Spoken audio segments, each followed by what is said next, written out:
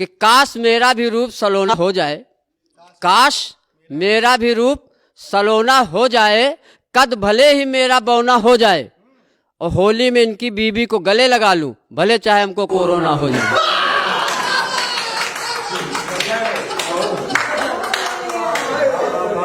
गीत सुन के नरकंकाल को मस्ती चढ़ गई। अगला भांग की दुकान पर गया, गोला खाया और भौजाई के घर के लिए निकल लिया। भौजाई अटारी पे खड़ी, भाई को देखा, भाई ने भौजी को देखा, दोनों खुश। भौजी ने इशारा किया, कंकाल को लगा इस साल बात बन गई, ऊपर चढ़ गया। भाभी ने कहा खड़े हो जाओ। कंकाल मुस्कुरा के खड़ा हो गया। बोले ऐसा करो, अब अपनी शर्ट उतार दो। नरकंकाल खुश, जल्दी जल्दी शर्ट उतार दी। उतार के आधी बटने ही तोड़ दी। बोले अब ऐसा करो, बनियान भी उतार दो। तो अगले ने बनियान भी उतार दी। ऐसा करो अब ये पैंट भी उतार दो। तो अगले ने पैंट भी उतार दिया। कांपने लगा खुशी से। इतने में उसने आवाज दी अपने चिंटू को, बोले चिंटू इधर आ। चिंटू आया। तुझसे कहती हूं ना, च्यवनप्राश खाया कर वरना ऐसा तो अद्भुत कवि हैं भाई नरकंकाल, शानदार कवि, हास्य व्यंग के बहुत ही जबरदस्त कवि हैं। जोरदार तालियां बजाकर उनका स्वागत करिए। नरकंकाल। बॉडी ने देखो, भावनाओं भी समझो। नरकंकाल बार बार मनोज भाई कह रहे हैं, गुरु माइक की कसम खा कहता हूं, अगर कोई मादा कंकाल मिल जाए तो अभी कोर्ट मैरिज कर लो। बहुत अच्छा। हाँ, ऐसा नहीं है। नरकंकाल का मतलब यही है कि इस एपिसोड में अकेला मैं ही नर हूं। और जैसा कि आप जानते हैं, कंकाल माने होता हड्डियों का ढांचा। हम अपनी वसीयत में लिख जाएंगे कि हमारी हड्डियों से देसी कट्टे बनाए जाएं, एक एक आतंकवादी को भूंजा जाए। हमारी देशभक्ति है। 4 पंक्तियां आपके सम्मान में झोंकता हूं मनोज भाई, बहुत हमारे पुराने मित्र हैं। कि किसी ने इनसे कहा कि तुम्हारी बीवी भाग गई है। किसी ने इनसे कहा कि तुम्हारी बीवी भाग गई है, तुम्हारे खानदान में लगाकर दाग गई है, और ये 4 बाग में ढूंढते ही रहे। मैंने कहा लगता है शाहीन भाग गई। ये हमने आइडिया दिया कि वो निश्चित शाहीन बाग गई है। बहुत अच्छे हमारे मित्र हैं।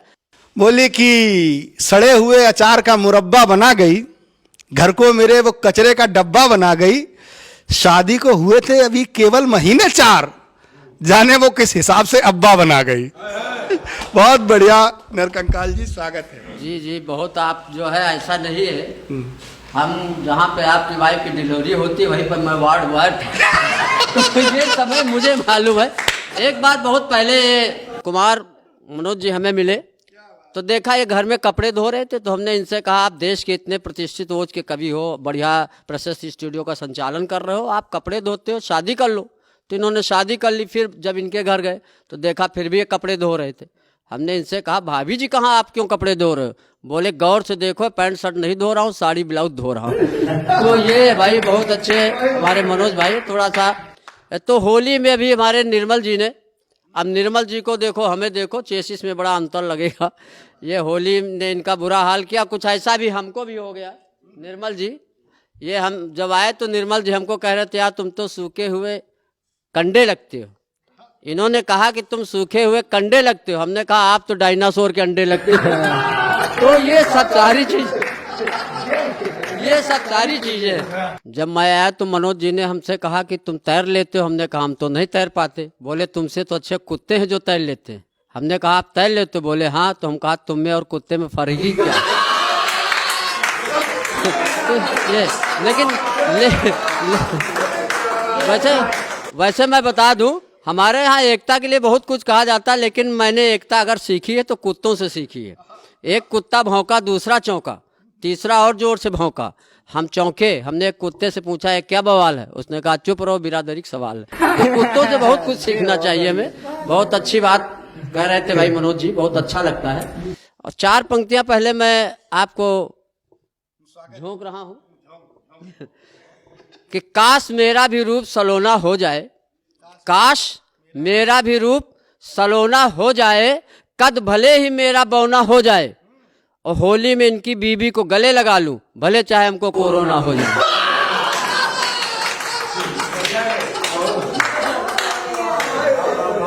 तो तो ये सब आजकल सब चलता रहता है मनोज भाई, ये तो सब होता रहता है। घर की बातें आप बताया करते हो, आपकी एंट्री घर तक है, हमारी भी ऐसा है। आज के टेंशन भरे युग में किसी को हंसा देना, किसी को अगर हंसा देना तो ये बहुत बड़ी बात होती है, टेंशन देना आसान है। आप जाते हो, किसी ने कहा भाई साहब नमस्कार, टेंशन शुरू।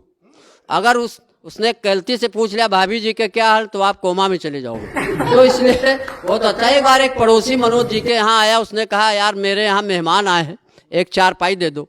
तो मनोज जी ने कहा हमारे यहाँ 2 ही चारपाई हैं, एक में हमारे पिताजी लेटते हैं, एक में हमारी पत्नी और माता जी लेटती हैं। तो उस आदमी ने कहा चारपाई भले न दो, लेकिन लेटने का तरीका गलत, इसको बदलो। मैं कुछ पंक्तियाँ प्रस्तुत करता हूँ। आजकल कई चीज़ें चल रही कि महिलाओं की बात चल रही। महिलाओं से तो सभी ऐसे रहते हैं, हाथ से तो हम कहीं भी निकाल लेते हैं। एक दिन पत्नी के साथ जा रहे थे, रास्ते में गधा मिला, तो पत्नी ने कहा देखो तुम्हारे रिश्तेदार खड़े। हमने कहा ससुर जी प्रणाम। तो कहीं से भी हाथ से निकाला जा सकता है। कि जज ने महिला अपराधी को सजा सुनाया, जज ने महिला अपराधी को सजा सुनाया। बोले हे निर्दयी, तुझको तरस नहीं आया, तूने अपने पति को जहर पिलाया, तूने अपने पति को जहर पिलाया। कर बैठी इतनी बड़ी नादानी, कर बैठी तू इतनी बड़ी नादानी, सुनी नहीं सीता सावित्री और अनसुईया की कहानी। वो बोली जज साहब तरस आया था, हमने एक ही प्याला जहर बनाया था। और जब यमराज मेरे पति के प्राण टांग रहे थे, वे बेचारे मुझसे दूसरा प्याला मांग रहे थे। तो ये सारी एक महंगाई पे मैं पढ़ता हूँ कि मैंने कहा प्रिय तुम्हारे लिए ला सकता हूँ नैनो गाड़ी, या कहो खरीद के लाऊं बनारस से साड़ी, या कहो घुमा लाऊं खंडाला, या कहो दिखा लाऊं आगरे का ताज। पत्नी डोली घुड़क के बोली हे 1.5 हड्डी के पहलवान, हे 1.5 हड्डी के पहलवान, सुनिए श्रीमान, नहीं चाहिए नैनो गाड़ी, नहीं पहननी बनारस की साड़ी, नहीं जाना खंडाला, नहीं देखना आगरे का ताज। अगर ला सकते हो तो ले आओ 3 किलो टमाटर, 4 किलो प्याज।